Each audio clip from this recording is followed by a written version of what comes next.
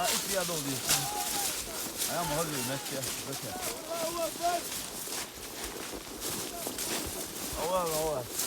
Burada geçiyorsa hava veriyor. Aldı üç. Evet, şöyle. Yüzden bu. Ha, derece değişme, hadi bu.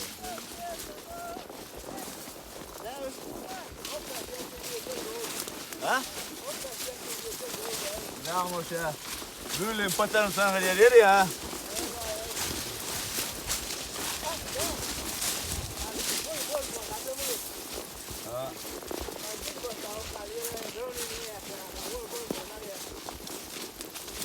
İslam'ın yoğun.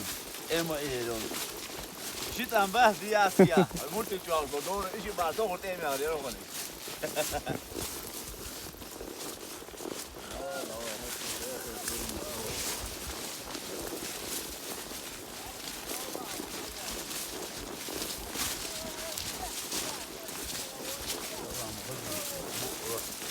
Kim o var lan? Ekal bu olacak ekal. Biz hava oturuyor.